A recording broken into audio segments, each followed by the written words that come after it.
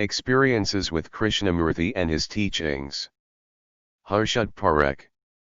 I went to the United States for the first time in 1969 to study for a master's degree in electrical engineering at Iowa State University. It was a great cultural shock.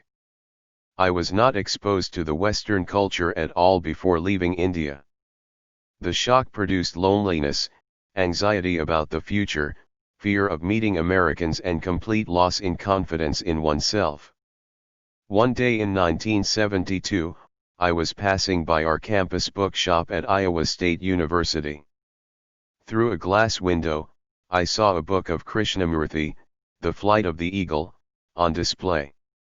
The photograph and the title of the book attracted me. I knew nothing about Krishnamurti at that time. I bought the book out of curiosity. As I started reading the book, it had an immediate impact on me. His words were simple. He talked about the problems of daily existence. He talked about fear, loneliness, boredom, anxiety, religious and nationalistic conditioning, and other psychological problems. Through his words, I could see exactly what was going on within me. He asked, why are we conditioned by our culture? Why do we think of ourselves as Indians, Americans, Chinese? Why are we lonely and isolated human beings? Why are we afraid of the future? He asked us to look at the source of all psychological problems like jealousy, anxiety, fear, and loneliness. He said that thought creates the thinker, and then, the thinker tries to change thoughts. The duality between the thinker and the thought creates all psychological problems. These ideas were completely new to me. I tried to observe the beginning of a thought and the thinker arising out of thought. But every time I tried to observe the beginning of a thought, nothing came to my mind.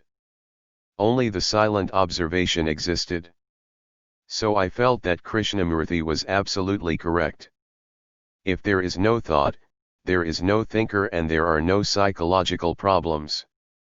The observation of the thinking process became the main interest or passion in my life. I could observe clearly the beginning of fear, jealousy, anxiety, and other such feelings. The observation of what is brought about a sense of freedom and confidence. The senses were sharpened. Colors, trees, lights, human faces, everything began to appear clear, beautiful, fresh. I began to take an active part in social activities. I shared apartments with people of various nationalities. I began to express my thoughts and feelings in our campus newspaper. I began to feel that we human beings shared the same consciousness. For 5 years I read Krishnamurti's books. The interest in observing the mechanism of the thinking process intensified with time. It helped in my research work at the university. During these years I completed the master's and PhD degrees in electrical engineering. I wrote several letters to Krishnamurti. In my first letter, written in 1973, I wrote, I have been attracted to the teachings of Ramakrishna Paramahansa and Vivekananda for many years. Now reading your books, I understand how far a human being can go in the spiritual dimension. I received a letter from Krishnamurti's secretary. She wrote that Mr. Krishnamurti had read my letter and he hoped that all would be well with me. I kept on writing letters to Krishnamurti. I expressed what was happening within me. I felt that Krishnamurti's books had given me a new life, a fresh mind to observe the beauty of nature and the depth of human feelings. In 1975, I moved to Canada. Now I was working as a research associate at University of Waterloo. I was earning money and had holidays too. In 1977 I went to Ojai to listen to K's public talks for the first time. I was happy to see the man who had affected my life so much. I was happy to see the beauty of oak trees and the hills in Ojai. What he talked about was not new to me. I did not feel anything extraordinary about listening to him. One day, after the talk, I saw him standing under a tree. He was alone. A friend of mine almost pushed me to meet K. When I came very close to him, he looked at me as if he was not in this world. My mind became blank. I could not say a word, but extended my hand to shake his. We shook hands for a second or two. As I left him, a pleasant cool breeze passed by me. I visited Ojai again in 1978. I listened to his public talks, but there was nothing remarkable about my listening to him. I visited Ojai again in 1979. This, I thought, would be my last visit to Ojai. At that time, I had come close to another spiritual group. I had some very good friends in this group who were urging me to visit their communities in USA and Canada. In April of 1979, I listened to K with perfect silence and attention. In that state of mind, I could listen to sounds of children playing far away, dogs barking, as well as the meaning behind K's words. In that state of attention, I saw light radiating from the space around K's face. In that space, I saw the face of an old man with a long white beard. The face disappeared after a few seconds, but the silence and attention remained undisturbed. The next day I wrote an affectionate letter to K without mentioning what I saw. The words of the letter came to me in a spontaneous flow. I wrote, "Beloved Krishnamurti, I have always considered you as my grandfather ever since you ignited a flame in my life. That happened about 7 years ago when I was a student at Iowa State University. The flame has become brighter with time. I would be glad to dedicate my life to K schools if there is an opportunity. I would like to teach love, beauty, and life to children of your schools. I have no experience in teaching these things, but I can at least teach physics and mathematics. How nice it would be to meet you. But I know there are many people like me who love you and you cannot meet all of us. With much love. Harshad Parekh." I gave the letter to Mark Lee to hand it over to K. K must have read the letter. I felt very happy after writing the letter. A few days after writing the letter, there was a music concert in the Octagonal Pavilion. Lakshmi Shankar had come to sing for K and others. Before entering the pavilion, I was talking with someone about K with deep feeling of love. We were sitting in the pavilion.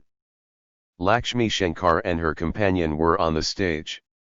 I was looking at the musicians. The entrance door was behind us. We were waiting for K to arrive.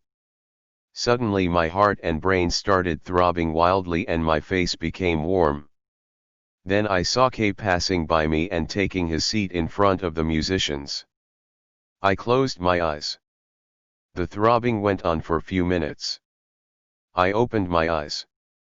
Everything looked divine, clear, beautiful, radiating light. Though we did not look at each other, there seemed to be communion. The throbbing stopped after a few minutes, but it seemed that something new had happened within the brain and the heart. The next day I wrote another letter to K spontaneously with deep feelings. Beloved grandfather, your blessings are showering upon me. You have given much. You are too independent to receive anything from anyone, but I wish all the remaining years of my life be added to your life. The burning volcano of passion must remain alive for many years to come. The tiger must continue to roar for many years to come. After giving this letter to Mark Lee to hand it over to K, I left Ojai. My eyes were seeing everything so clear and beautiful. After returning to Canada, I could not sleep for 2 days. It was very clear that my life was meant for K schools. I wrote another letter to K from Canada. Beloved Krishnamurti ji, it is very clear that my life is meant for K schools and foundations. Everything I have now belongs to the schools. I have saved about $15,000 which I would like to donate to the schools. There is an awakening of love and compassion. Please write to me if there is any possibility for me to teach at any of the K schools. With love. Only after writing this letter, I could sleep. I knew that my life was changing its direction without any conflicts, doubts, fear, analysis, and so on. I received a letter from K dated May 9, 1979 from Ojai. My dear Dr. Parekh, thank you very much for your letter and your deep interest in the various foundations. I talked to Mark Lee and I am afraid there is no place at Ojai for your capacities. Perhaps you might be able to be of great help at Rajphat near Banaras or at Rishi Valley in the south. As I am seeing the principal of Rishi Valley, Mr. G. Narayan, at Brockwood Park in England in a few days, I will talk the matter over with him to write to you. He will naturally want to know your qualifications and so on.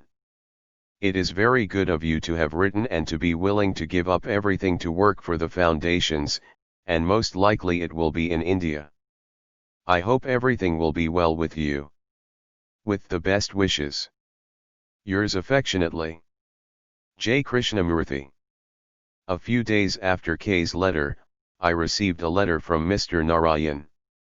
He was at Brockwood and so was K. Mr. Narayan suggested that I visit Brockwood and discuss with him and K about my coming to India. I visited Brockwood for the first time in June 1979. It was a tiring journey from Heathrow Airport to Brockwood. I traveled by bus, then by train, and again by bus. Then I had to walk for 2 hours in the rain, carrying my luggage. When I reached Brockwood, I was very hungry and tired.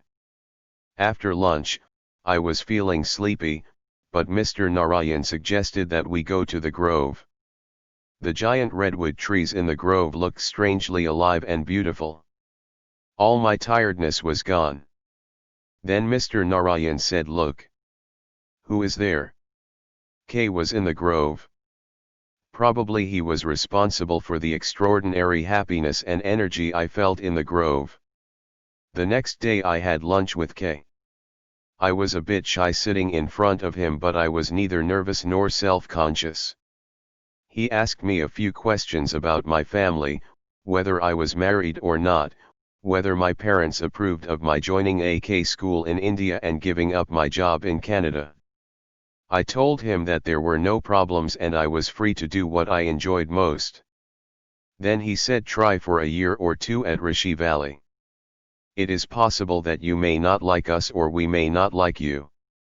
I thought, "Sir, I do not want anything from anybody. If people at Rishi Valley do not like me, I will go away."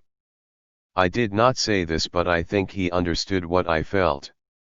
Then he said, "If I may suggest, do not stay at one place for too long." I immediately said, "Sir, it does not matter where I go." He said, "Yes, I know that." I went to Rishi Valley in November 1979. The school van came to Madanpalli to pick me up. As the van entered the campus, I saw K coming out for his evening walk. When the van reached the guest house, I felt an extraordinary beauty around me. I felt that this place would be my home. I had an opportunity to meet K in Rishi Valley individually and also in small groups. Several times I felt that extraordinary sense of happiness, beauty, otherness in his presence. This happened by itself, not during talks and dialogues but during music and dance programs. K passed away in 1986. I continued to teach in Rishi Valley up to 1998. I was at Rajghat for a year in 1983 and at Brockwood Park in 1989. Then I taught at Sahyadri School from 1998 to 2004 and at Valley School in Bangalore from 2004 to 2007. I retired from teaching in April 2007. I continue to visit all these schools and also schools in Ojai and Brockwood Park. All these places are beautiful. It was a great privilege to teach at all these places. I always wanted to teach in a school and I have fulfilled my desire. End of Part 1. Harshad Parekh.